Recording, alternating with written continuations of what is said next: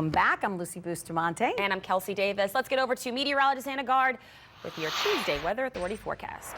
Thanks, guys. We have a gorgeous sunrise. We're looking at clear skies on the lakefront. And finally, the water is not so choppy. We had a lot of wind that was making for not great marine conditions. Now it's died off. But with those lighter winds, we've seen a couple of cool mornings, but this is going to come to an end later this week. And with those highs climbing above normal, no rain expected in this warming weather pattern where we have high pressure building over us. So we get to the mid 80s by Thursday.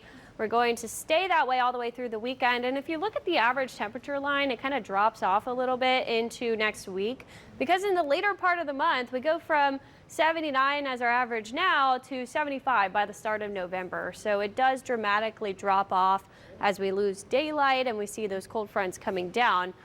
Not seeing any cold fronts in our future. You can see this big spin up here that's near Illinois, Iowa, and Missouri. This is not going to hit us because we have some high pressure built down here where you see this clockwise spin in those darker colors. That high pressure is what keeps us warm and dry, and it's going to continue to build over the central U.S. So these other lows that come by are also going to swing by and miss us, as we're right on the edge of that high pressure system. So I'm not really seeing a huge change, and the Climate Prediction Center is saying these above normal temperatures in that heat dome are going to last all the way into late October. So this is that Halloween outlook. I do think it's going to be warm. Something that we'll notice that changes though is we'll go from really dry, we have dew points in the 40s and 50s, to a little bit more humid by the start of the weekend. So we will be noticing an increase in that humidity. It's not going to feel muggy, but what that does is it doesn't allow us to cool off as much. So those 40s and 50s on the North Shore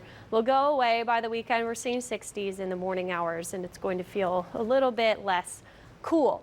No rain this month. We're almost half an inch below where we should be for this time of year in the month.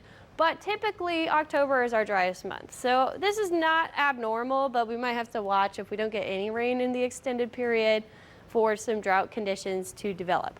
We've started to see a little bit of an increase in moisture already today. Those dew points are climbing, but they're still in the 40s and 50s. So that's why we're seeing 40s on the North Shore right now. We have a low 50s down to the south, even 57 at the airport. So a cool feel.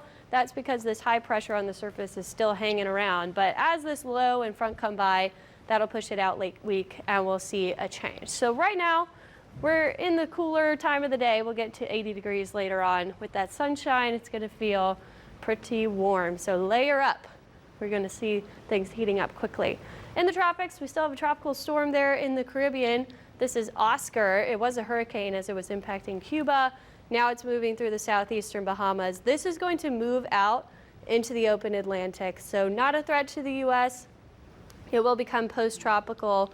This time of year, we can see some things developing in the Caribbean. So I just want to mention, models are hinting at something trying to develop down there, but notice no path to the Gulf.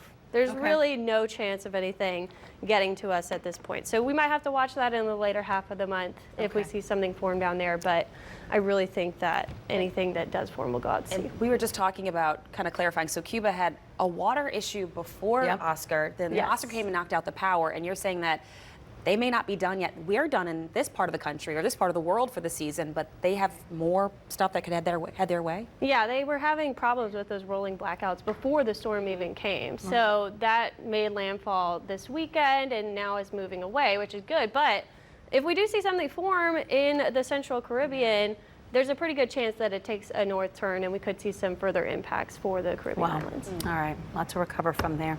All right, how are the roads looking, Christy? Anything better? Well, you know, we are